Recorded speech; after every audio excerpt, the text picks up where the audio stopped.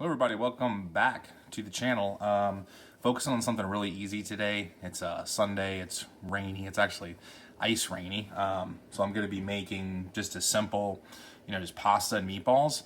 I usually do kind of make my own tomato sauce, but just because, like I said, it's going to be an easy day today, I'll kind of show you what you can do. It literally will take you 12 to 15 minutes, 10 to 15 minutes to do. My favorite pasta that I use is Del Cecco, or Di Cecco. What's so great about Di Cecco is it actually uses, as you can see, right here, durum wheat semolina. So there's not going to be any type of like enriched flour, white flour. Usually it's so broken down they have to put all sorts of things in it to, give it nutrition. This is going to be the best pasta, in my opinion, in terms of you're not trying to spend a ton of money, but you still want as close to Italian pasta or homemade pasta that you can get. I usually also make my own sauce, but again, it's an easy day. I usually use San Marzano. I can kind of get in all day about San Marzanos, but these are very specifically picked at a certain time at the bottom of actually Mount Vesuvius, which gives it more flavor. If you don't believe me, look it up. And there's actually a seal that's required when it's shipped out of Italy. So if you ever see San Marzano style, it usually means they're not San Marzanos. It usually means it's style. So you actually want that DOP on the label. So the sauce I'm going to use is actually Italian gravy, San Marzano style sauce. It's called Little Italy in the Bronx. Very good stuff. If you look at the ingredients, outside of a little bit of sugar, it's right on par with what I usually put in my sauce, and it doesn't have a lot of the ingredients it really shouldn't have. So again, it's a quick, easy way and it tastes really good. I'm using also prepared meatballs. I'll do a video eventually of how to make homemade meatballs. They just take a lot more time, and the longer you let them cook, the better flavor they're going to have. You can cook them in the sauce, or you can cook them in a pan, then transfer to the sauce. There's multiple ways of doing it. But in this, I'm doing kind of prepared meatballs, little miniature ones, and these are good. Again, they're going to be clean of any type of seasonings I don't like, and they're going to be clean of any type of chemicals and things that really shouldn't be in it. So again, this is just a really quick, easy, family's hungry, 15-minute meal, and I'm confident what I'm giving them is going to be healthy for them. I'm going to throw a little bit of garlic in the pan as well, with a little bit of butter to kind of bring the aroma out to add to the sauce.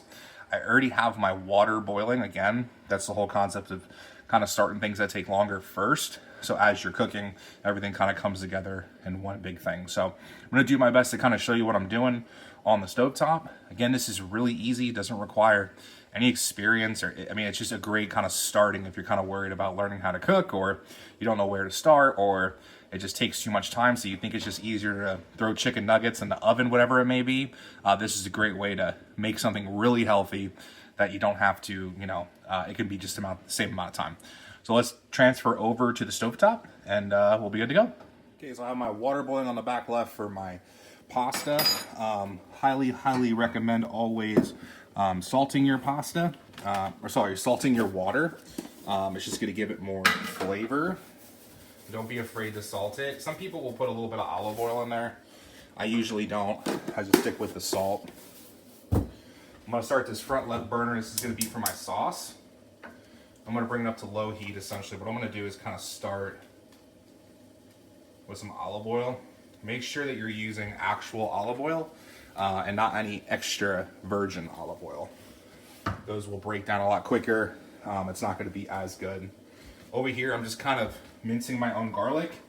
Highly do not recommend buying the jarred garlic. It's usually full of citric acid. You're not going to get the same amount of flavor. So what you'll usually do is just take that clove, put it under a knife, and just real quick, just tap the knife down kind of hard, and you'll actually see that it breaks the skin off pretty easily. So if you see, I have my skin off just by slamming down on the knife. Kind of doing the same thing here. I'm just making sure I get the skin completely off. It should come right off. If it's kind of a pain in the butt to get off, it's either you just didn't take the skin off, or you didn't push the knife down hard enough, or I've seen the garlic's just bad. So yeah, so I have my 2 pieces of garlic. I'm just gonna mince it down to add to the front pan, which is where my sauce is gonna go. I'm gonna mince it down. Maybe not so much mince, but I'm gonna cut down the middle and then slice across, so I should almost have like that for my garlic. The reason I do this is, like, if you're having the sauce, you don't want that big piece of garlic to come out of nowhere. Some people love it, some people don't, but also make sure that it kind of goes equally, you know. So I'm gonna add a little piece of butter to the front as well. Put my garlic in the pan, and I kind of want it to be low. What I'm looking for here is to add once I have the scent of the garlic. So as you see, my garlic and my butter, just slowly stirring. Gonna start this front right pan now. Now that I'm kind of waiting for this, I'm gonna turn this down. Start this pan. This is gonna be where the meatballs are gonna go. What I do with the meatballs, I'm just gonna add a little bit of my beef tallow.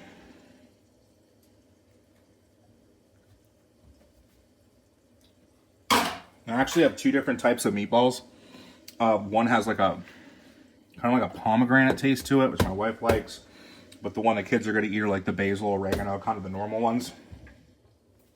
And I'm going to look for some basil, which I got. Salt and pepper. Big on the salt and pepper. Let me grab that.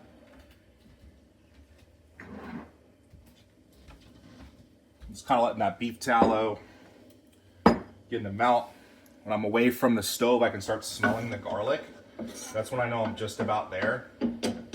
Again, you want to keep the garlic low, because if you get it high, it's going to burn the garlic.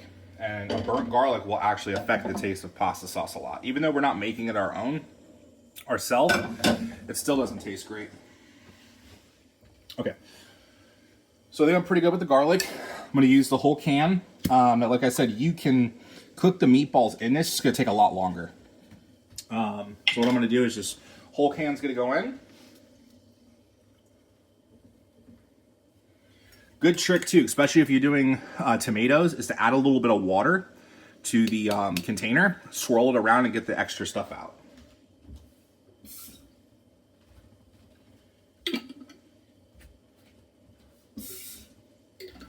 So I'm just going to use a little bit, shake it around, get all the sides off if I can.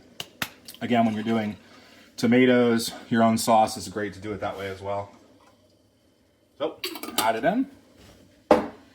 Gonna add a little bit of basil. I don't have any fresh basil now, but I'm gonna add a little bit of basil to the top. And I'm not gonna add anything else because the sauce was kind of already prepared. So I want to taste it before I start going crazy and adding. And this should be kind of on low. You know, I'm just gonna kind of let this heat up, essentially, is what I'm doing. And just stirring it around to make sure none of the sauce sticks to the bottom. That's the really good thing about olive oil as well. If you put olive oil in it, it's not going to stick to the bottom as easily. But if you have it very high, you can burn the bottom of your sauce. Okay, so pasta water is still going. We got a rolling boil. It's exactly what we want. The semolina pasta will be definitely a little bit more al dente, just because of how the pasta is put together. I also forgot too, we're going to use a Parmesan Reggiano, and this is actually the actual brick. If you can buy this, if you can afford it, buy it like this. It's about $25 to $26 a pound, but this is worlds better than anything you're going to buy in a container. And the nice thing about this too is that this is more of a topping cheese. I wouldn't use this like a ton of it unless you're making like a heavy keto sauce. Like an Alfredo, you can use this actually for Alfredo. It comes out amazing. I'll make a recipe and show you guys how to do that sometime. So I have my beef tallow kind of going. I got the pan at the temperature I want. So I'm going to start with my basil oregano ones.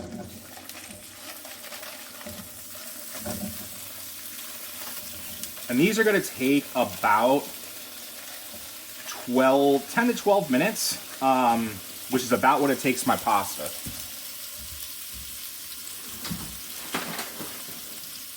So as you can see, I'm kind of working in a certain order. I'm gonna break these up real quick, and it's fine if I get a little sauce in here because it's all gonna go in. These are good for kids too. If you got kids at home, they're just a little bit more bite size. I mean, anyone could have them, right? What I'll do is I kind of at medium. I kind of want them to brown a little bit, so I'm just gonna cover it up with the top a little bit. Little bit of stuff out, and that will just help it kind of cook quicker. So I'm gonna get my Diceco. Want about 12 to 14 minutes on this one. This is a rigatoni noodle. So we're gonna put it on in.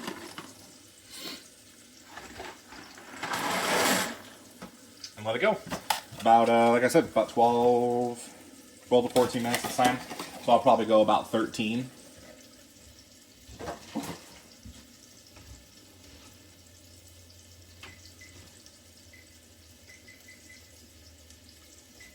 Start a timer on the stove. If you don't want to start a timer, you can actually tell just by how it floats to the top. A good trick too is if you throw it up against the wall, it should actually stick. That's when you know you're pretty close. Or you can take it off then. Keep in mind when you take it off, take it out of the water, it's still cooking. Okay, so reduce the time a little bit if you're yeah. So I want to stir the rigatoni noodles a little bit, not too much.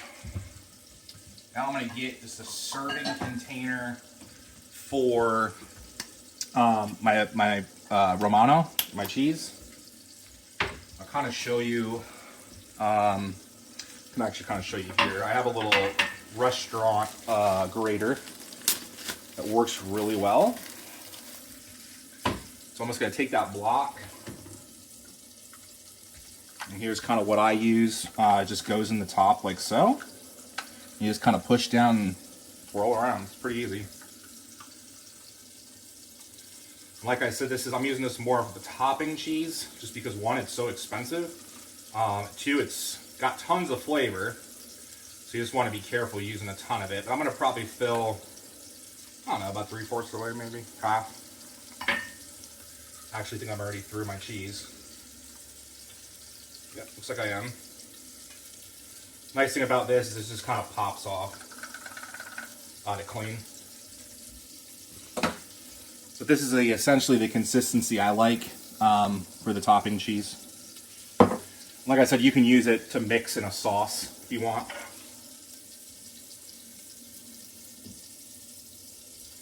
See, I'm kind of using the same spoon. I'm not worried about the transfer of flavors or anything, or the transfer of bacteria, because it's all going in the same thing. So I'm using less tools to do the job, right? I'm just checking this, the bottom of the pan, making sure it's not sticking too much. If you see some browning, you might want to reduce the temperature a little bit, but as you can see, nothing's sticking. I do have a decent amount of beef tallow in there, which is probably a big part of it, but still, it's fine. So I got about 10.5 minutes on the pasta to go. We're gonna rinse the pasta when it's done.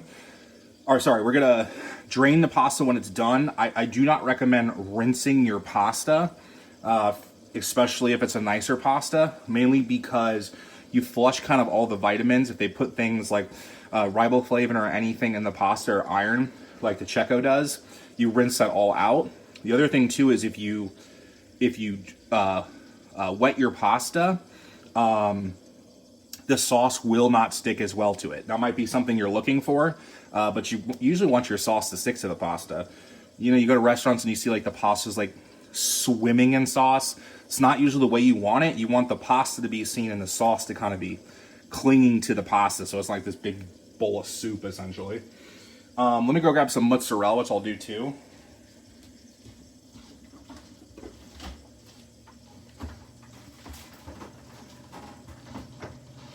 I thankfully have a good local grocery store that makes fresh mozzarella, so it's hand spun. It's all done there, so I don't have to worry about some of the preservative type ones. And what I'll usually do with this is I can put it in the oven, Or what I'll do is I'll just use some tomatoes, put this on top with a little bit of salt and some basil. It's delicious. So I'll kind of show you that as well. Over this time, we're still kind of just waiting for the pasta to go. Got about 9 minutes left.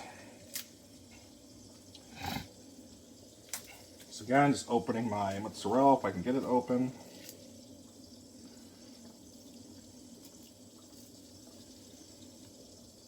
Yep, so I'll open it here, trying to open it, but yeah, we'll kind of cut this down into slices and serve it with tomatoes. But this, you can put this on top. What I can sometimes do is layer a pan with sauce, put the put the meatballs on top, put a little bit of fresh mozzarella, a little bit of basil, cook in the oven, I don't know, 3-5 minutes just to let it melt, because you've already kind of cooked it, and then throw a little basil on top and you're done. So we'll come back here in a second once the pasta's kind of done and the meatballs are kind of moving. Let's actually check the meatballs one more time. You see we're getting some good browning on the meatballs. You usually just want to put them on one side and then flip them and just do the same equal amount on that side. But because I have the lid on top and I'm kind of trying to be fast, I'm perfectly fine with this. Don't use anything metal as well on any of those types of pans. That's usually what will happen if you ruin pans. It's just from using metal, which can actually destroy the pan. So anyways, let's kind of let this go. Once I have my pasta drained, we'll go to the sauce and we'll kind of show you how I assemble it. We're coming up on time. I'm turning down this pan. As you can see, it's just about done. Just taste it, right? That's going to kind of tell you. Cut one open, but I'm really happy with that. So I'm going to reduce the temperature a little bit because I'm going to cook another pair just for the family that doesn't like that flavor. Another really good thing you can do is the water's kind of getting ready to be done. See if I can find a ladle. Here, look, an ice cream scooper. This will work perfectly fine. Scoop a little bit of water out of here, if I can get it without a noodle. Add it to your pasta sauce.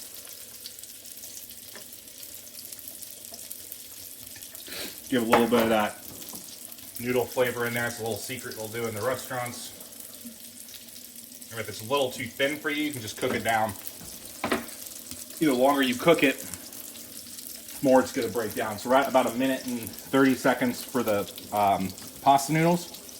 Usually what I would do, drain this, add the sauce and the noodle to here and move it around, and you're kind of done.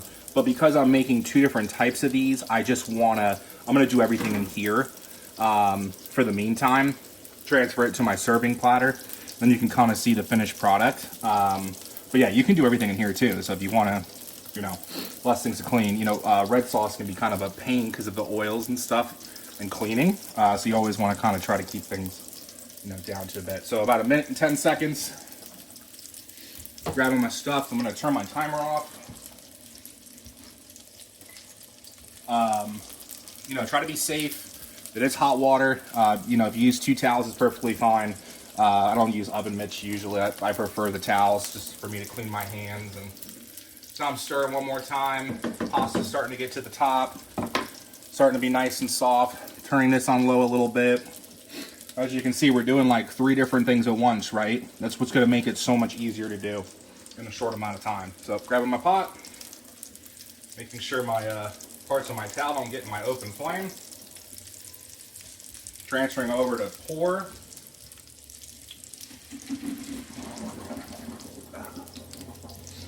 So empty pan, drain my pasta sauce, or my pasta. I'm going to turn that down now to low.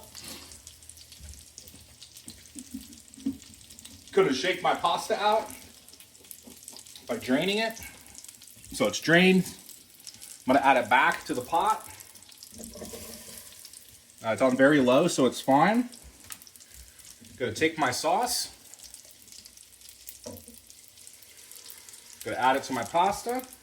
I'm going to take my meatballs. Going to add it to my noodles. I'm going to move this pan here for a second somewhere. I'm going to transfer this over here. I'm going to keep this pan just nice and warm for my next. Just gonna take my wooden spatula, move it around. And we're just trying to coat everything in pasta sauce, the meatballs, things like that. One noodle just went flying. I'm not gonna try to grab it right now just because it's probably pretty hot. Just seeing how I'm kind of doing. It definitely needs some more sauce. Sauce is a little runny, probably because I just added, you know, the pasta sauce and stuff. Really is your preference as well. I'm more of the sauce should cling to the pasta, not the pasta should be swimming in sauce, but I understand everyone likes things a little bit differently, so. As you can see, this is still kind of cooking, right? I'm gonna turn this down some as well. What I'll usually do is just kind of layer, especially if you're gonna put it in the oven, layer the bottom of the pan with sauce. I'm just gonna take my meatballs and hopefully don't fling everything around. And this pan's a little too small. That's no worries there. So I'm just gonna take my meatballs, put them on top.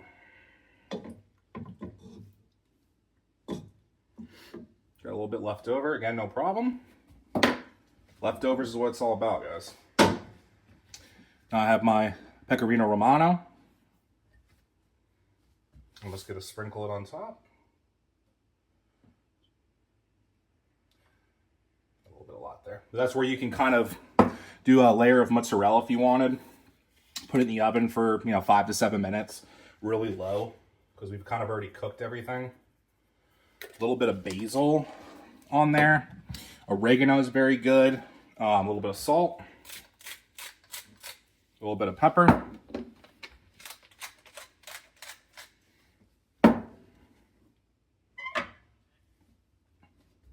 That's it.